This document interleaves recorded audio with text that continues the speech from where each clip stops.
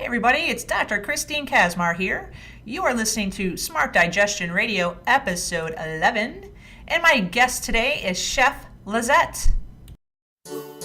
This is Smart Digestion Radio with Dr. Christine Kaczmar, the podcast formerly known as The Poop Scoop Show. Same gritty content, new classy name. Now, here's the straight, the all things diet, nutrition, vitality show for the wellness-minded.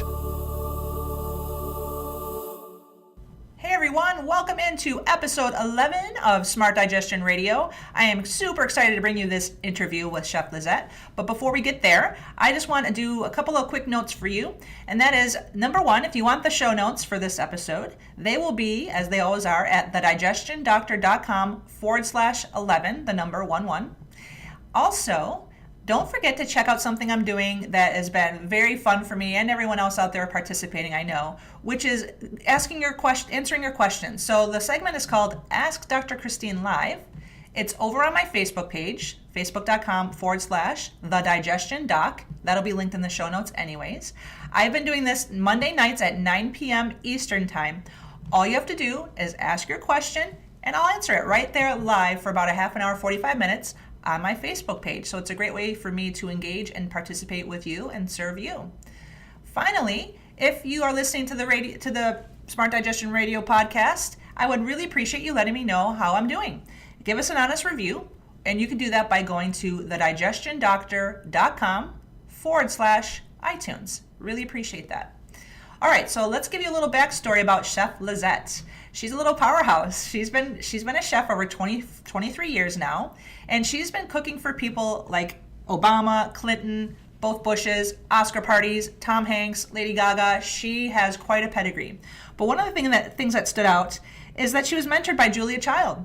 And Julia Child gave her some great advice, and she definitely took it to heart. And the two pieces of advice that she gave were, one, always keep learning, and two, be humble. I think without a doubt you'll see the authenticity of Chef Lizette's humility in this interview. We talk about her personal struggles with relationships, but the overall overarching theme of this episode that I really wanted to convey, and it was done so well, is how we're lacking in our self-worth and how we can overcome it. This is a story of survival. This is a story of determination. This is a story of grit. And we all have that. And Chef Lizette so beautifully described where she was, what she had to go through, how she had to grit out the marathon because it's not a sprint, and how she came out on the other side such a remarkably happier person. So body image, confidence, self-esteem, it's all included in this episode. I really hope you'll enjoy it. Please leave me some comments below. Let me know what you think. Interact with Chef Lizette too. Let her know that you're really enjoying this episode and what kind of questions and support you have for her. She'll be happy to engage.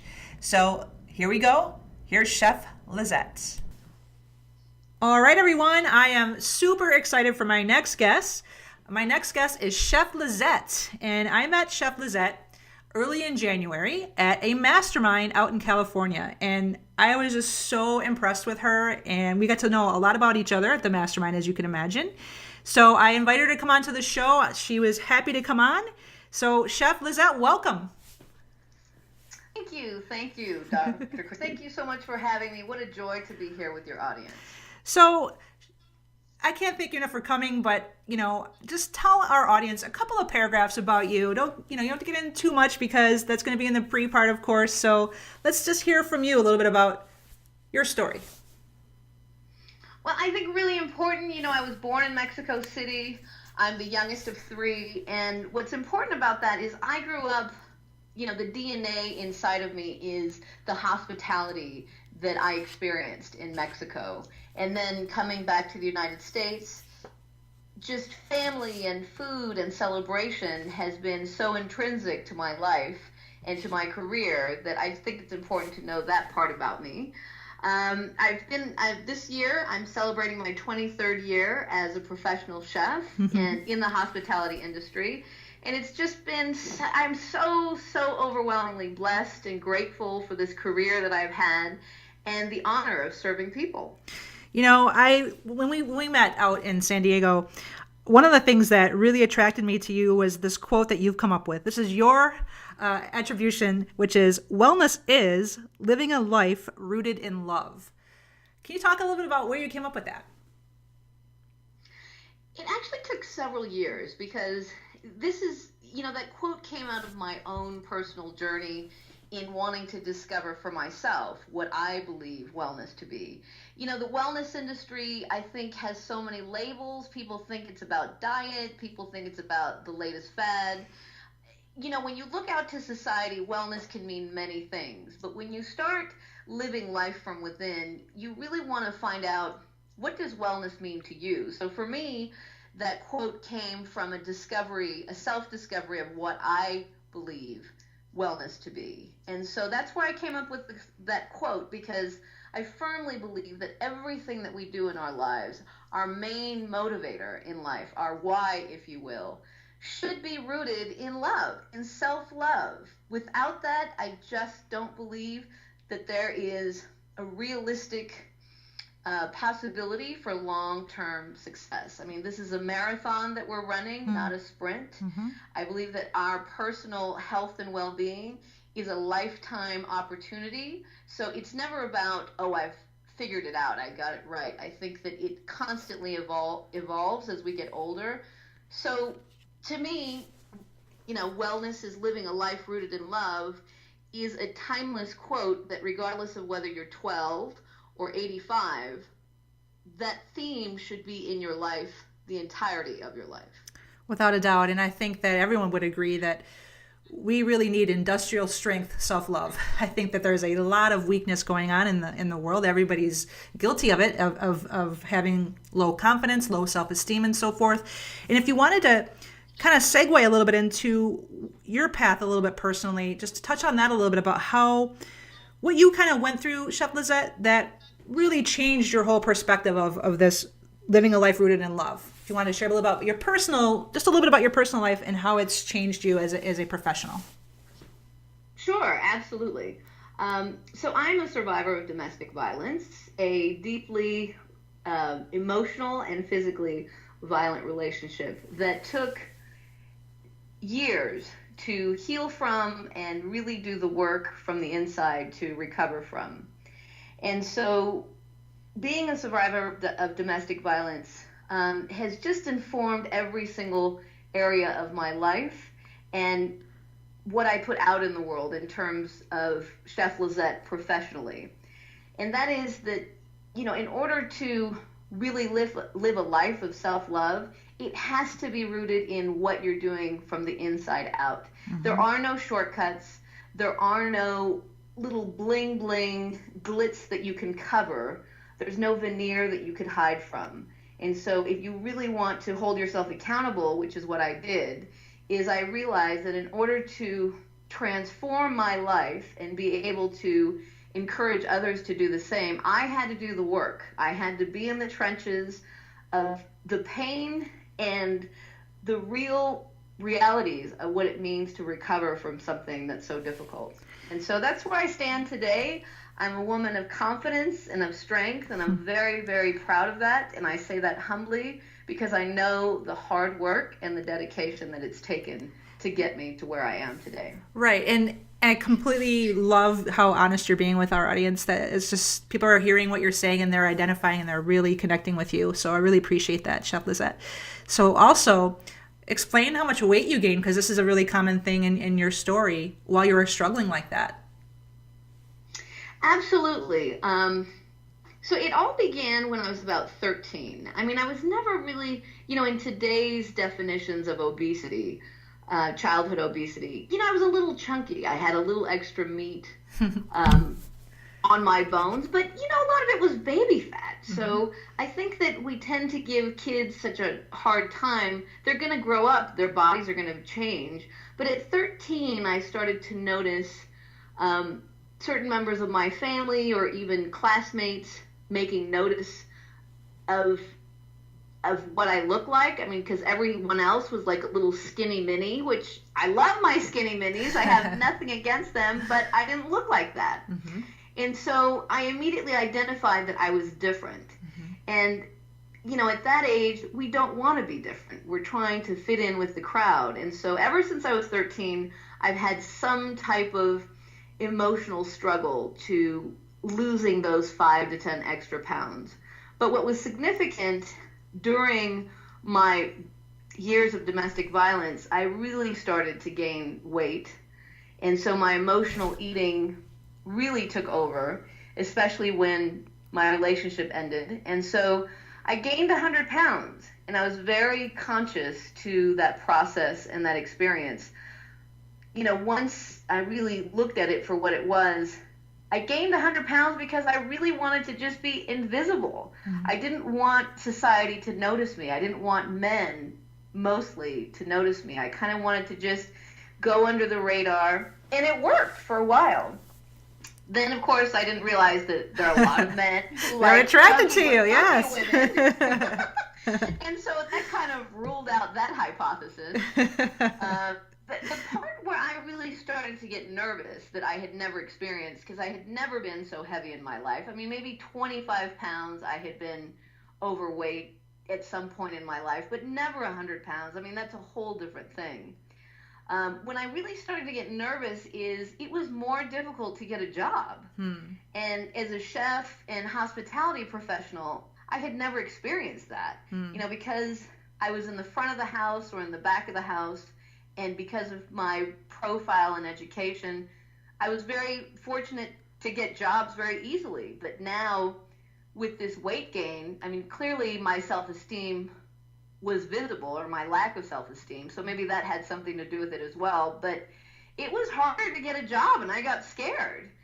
And I knew that in terms of showing my private clients how to eat healthy, well, I couldn't do that. I was going to be a hypocrite if I tried to get clients, to cook healthy for them. I mean, who's going to hire you when you yourself are 100 pounds overweight? So I realized that was a whole genre of clientele that I couldn't even go after, even though I knew the foods to prepare for them, but I knew that I wasn't going to be attracted to them. So the tipping point was when, I really wanted to get specific type of clients or just professional work, and it was more difficult. That's when I knew, okay, there's a real problem here. And so this is such a provocative discussion. This, I think, is one of those dirty secrets that we're not talking about. And that's what's so refreshing having you on is let's get real here. Let's get authentic about what shifted for you when you realized that you weren't congruent, that you had low self-esteem, that you gained this extra weight because you were sad, you were depressed, you were lonely, all the things we all experience. How did you make it out of that? Well, the irony, I mean, life is filled with paradoxes that we have to navigate through.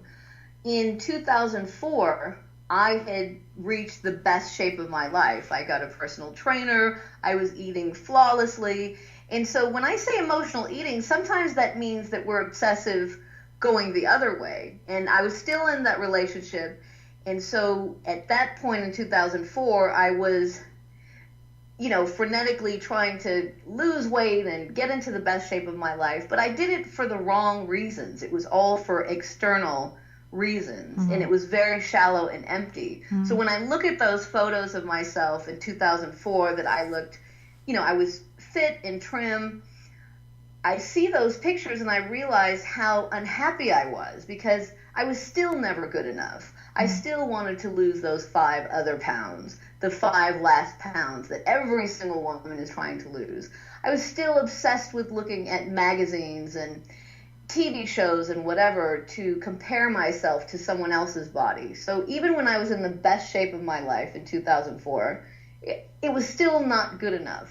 And so when I consciously gained 100 pounds, which, by the way, it took 4 years to gain 100 pounds. It took a long time. I was just exhausted emotionally. I realized, okay, I'm not happy thin. I'm not happy fat. Something has to give. And the breaking point is, I'll never forget it. I mean, it changed my life. It was 2008 on New Year's Eve. I celebrated with family at the Queen Mary. And I have a photo, that marks that time. I was 100 pounds. I didn't even recognize myself because I looked so different. But I went to the ladies' room just before New Year's, and I looked in the mirror, and I finally said, oh my God, Lizette, I love you. I love you just the way you are. I'm finally in love with you. I don't care what you look like. We'll get the weight off.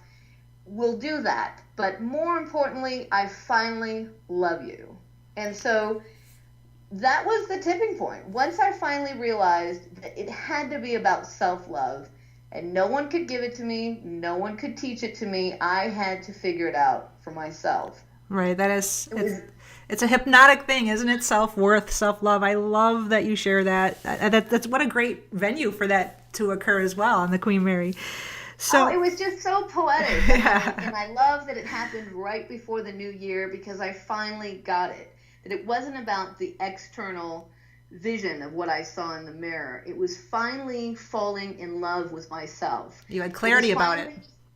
Yeah, it's like giving myself a break. I mean, I think we need to give ourselves a break. Yeah. And I want to ask you, what do you think at large, what is your opinion, Chef Lizette, about what's going on in our country and even in the world about emotional eating? What do you think are the 3 or 4 reasons, or however many you want to, give us, why we're doing this? Why are we turning to food to comfort ourselves? What do you think the reason is? Well, number one, I really believe that it's a complete loss of values or a lack of the right priorities in our lives. We're a society that is over-medicated. We're consumer-driven. And so for many of us, the way that we fix our problems or think that we can fix our problems is to sedate ourselves with drugs, with alcohol, with food, with buying too much stuff. I mean, all of these addictions, I believe, are triggers for not dealing with the real heart of the matter. And so, what is the biggest epidemics in society is a lack of self-awareness, a lack of real understanding of who we are and what we want in our lives.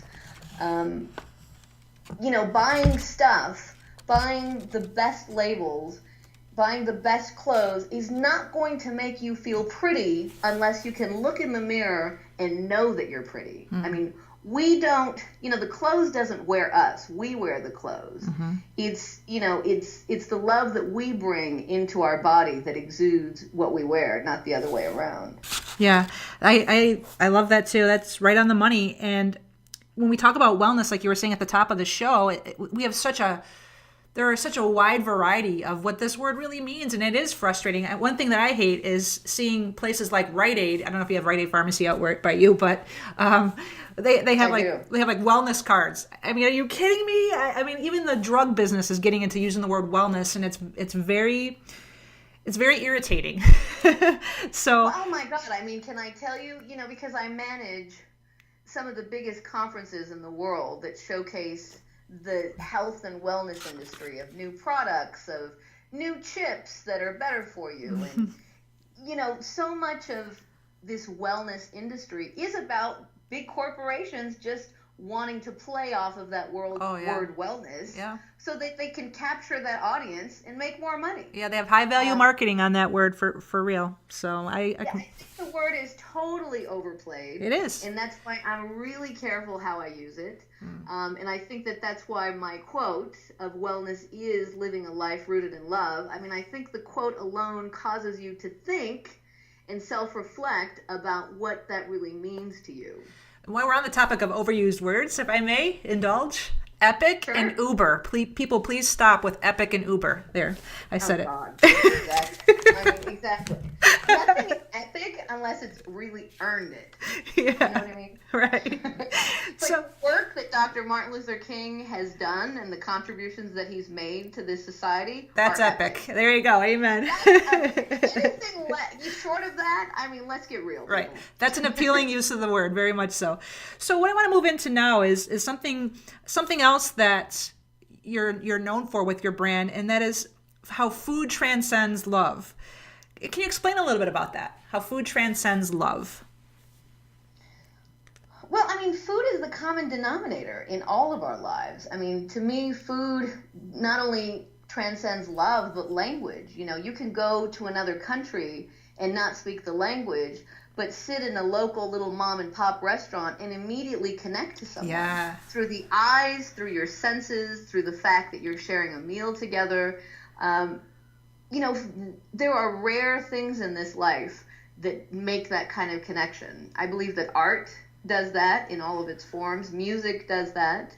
And food, ironically, is an art form as well. So that's what I mean by food transcends love. I mean, if you really allow, food can be the passport. It has been my passport into people's lives. Very well said.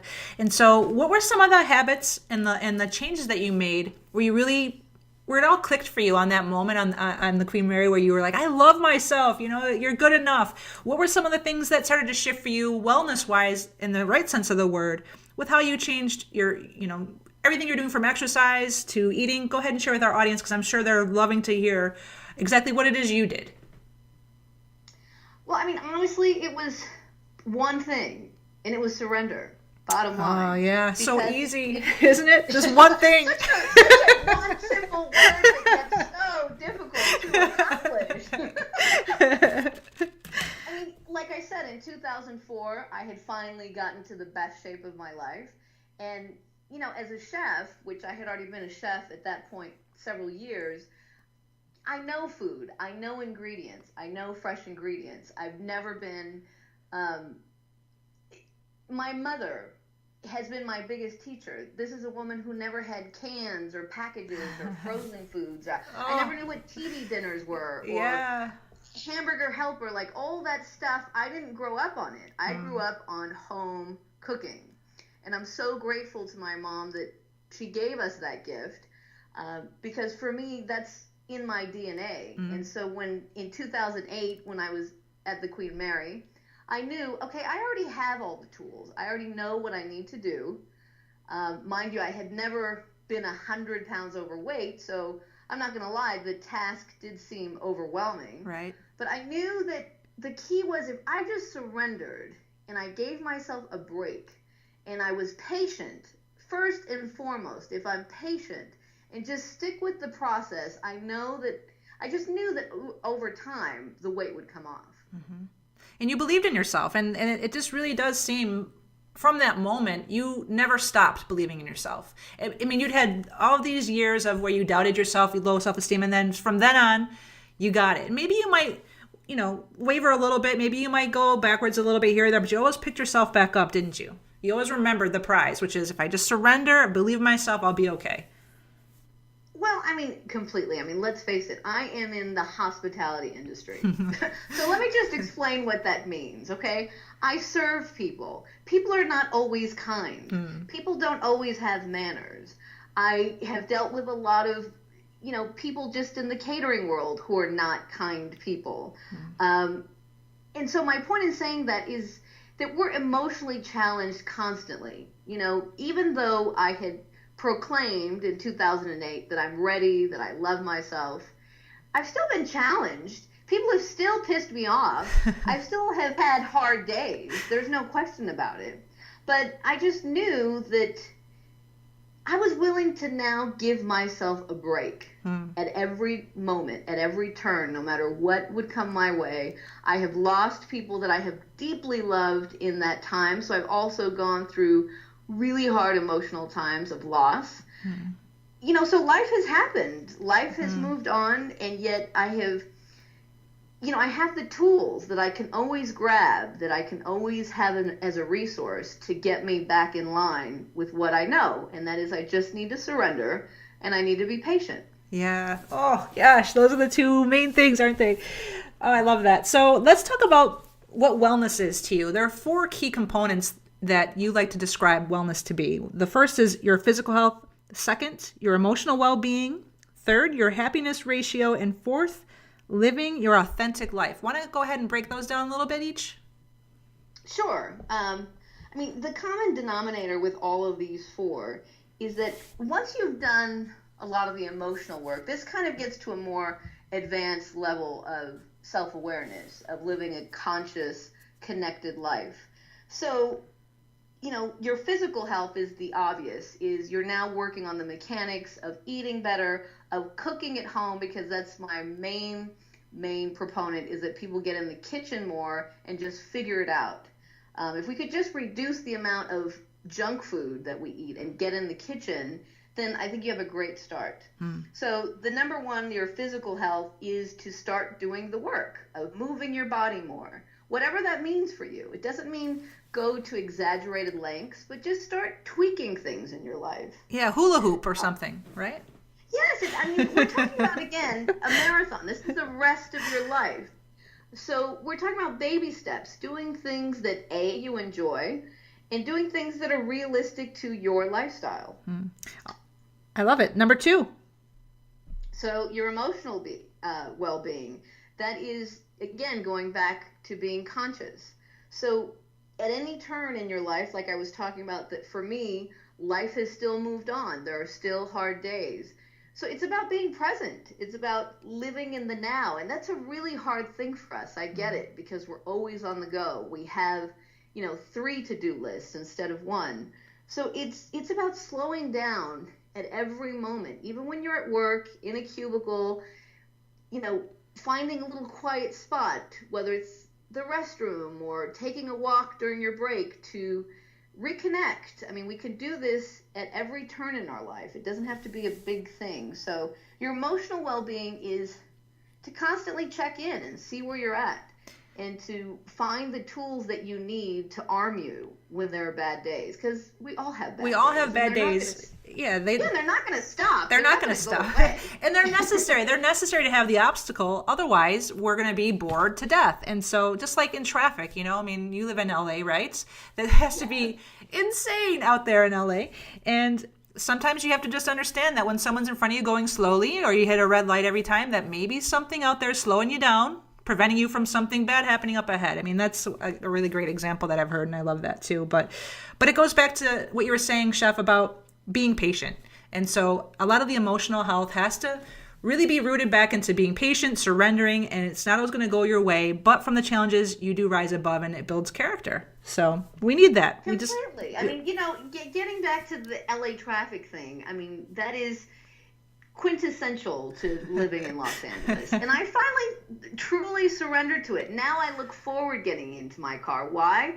Because I have books on DVD, or I'm listening to something, and I'm constantly, I actually don't like it when I have to get out of the car so quickly. Yeah, you're gonna have to subscribe to Smart Digestion Radio. Yes, constantly listening to something interesting, so the time just goes by really quick. I'm with you. I love listening to podcasts on my way to work. I drive an hour each way, so 2 hours I commute each day to work, and I love my podcast. I'm listening to all kinds of great stuff. So good tip there too. One quick thing before we move to number 3, I'm just curious. Do you watch Saturday Night Live ever? Well, I gotta say that one of the things that has changed my life, and I hope I don't sound like a prude, but I actually gave up television. Did you? Well, I was just wondering if you... 10 years ago. Okay, so have you ever seen the skit, maybe not, where they make fun of LA streets and stuff? It's really funny. It's called the OC or something. I don't know what they call it, but you probably have not seen it. I'll have to Google it. I mean, for sure, if someone tells me something, I'll definitely watch it on YouTube or something. They just make people out in California sound really snobby and funny and valley girlish. It's really a hilarious sketch. They just talk about, I got on the 405 and I went, I don't know. Anyways, is that even in LA? I'll have to look it up. Okay. All right, number 3, your happiness ratio. I want to hear what you think about that. Yes, this is, again, talking about your value system and holding yourself accountable. What is, your definition of your own happiness? I mean, of course, happiness is so subjective. For me, I had to really look at my life. When I was going through dark days of domestic violence, I was living a very shallow life. And I attracted very shallow people. That it was all about the external stuff. How much money are you making? What are you wearing? What are the labels? And all that stuff. And in retrospect, looking back, I wasn't all that happy.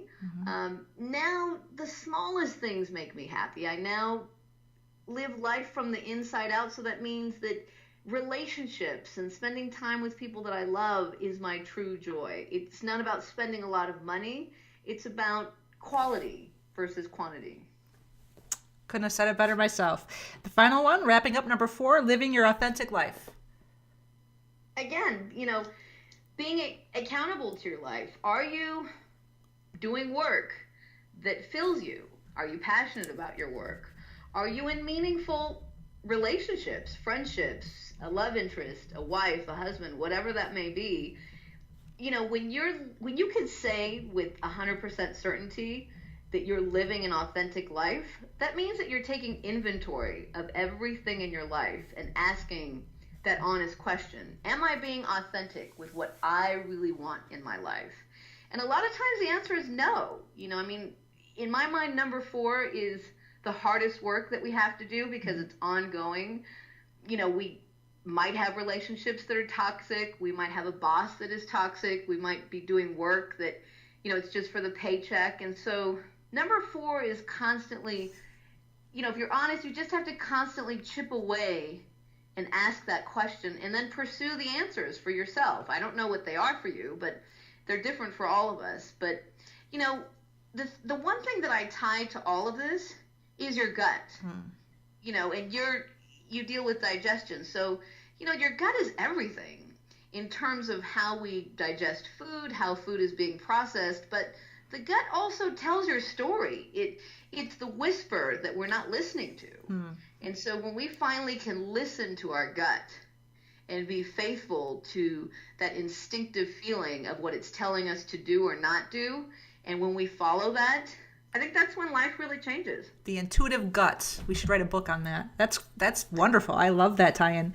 So what I want to do now is I want to enter into what I call the heartbeat round. I'm surprising you with this. I didn't talk to you about this in the pre-interview, but I'm just going to ask you a few easy questions, and you're going to give me your quick answer on the little questions that I ask you that are just kind of fun, where the audience can get to know you a little bit better.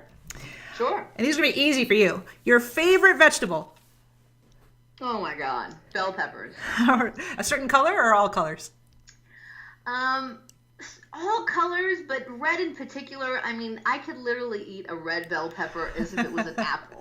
I literally do that because it's crunchy and to me it's sugary and it's delicious. Very good. Your favorite fruit? Ooh, my favorite fruit, kiwi. It's beautiful. It's I love the texture. I just love how it adds so much color and flavor to, you know, whatever kind of dessert you're making. Favorite restaurant where you've been served? Oh my God, that list is long. What's one that comes? A couple that come to mind. Go ahead and give them a shout out. Well, I mean, I just recently went to the famous chef Jose Andres. His restaurant here in Beverly Hills. It's called The Bazaar at SLS Hotel. And he is known, he's a Spanish chef, world renowned, has been many titles, but he's known for bringing tapas to the United States. And so if you go to that restaurant, small plates, it's small plates, which is my favorite because as a chef, I want to taste as many creative little tidbits that a chef is making. Come on, you're a little impressed that I knew that tapas means small plates, aren't you? Come on. I totally am Thank impressed. you. I get a little prompt from you. I love that. All right, good. Completely. But then, you know, I mean, it doesn't have to be all fancy schmancy for me. I mean, to me, going to the Hat in Pasadena, which is a great pastrami place, which I consider to be a treat. You know, I don't do it very often, but I love going there. So, yeah. I love that answer. What is your favorite movie of all time? Oh my God, that's easy. Is it? All right. Lilies of the Field. Lilies of the Field with Sidney Poitier. Okay. What is the current book you are reading or the last book you've read? There's 2 books that I am rereading, and that is Getting Things Done by David Allen. Yes. I highly, highly recommend it. The Art of a Stress-Free Productivity Life. And then Gary Vaynerchuk's book, his new book, Jab, Jab, Jab, Right Hook. I'm rereading that right now. Yeah, he's so great. That's the same conference we met at. All right, so the last question, and you're almost out of the heartbeat round, and that is my favorite question of the heartbeat round. What has made you smile recently? Oh, my God.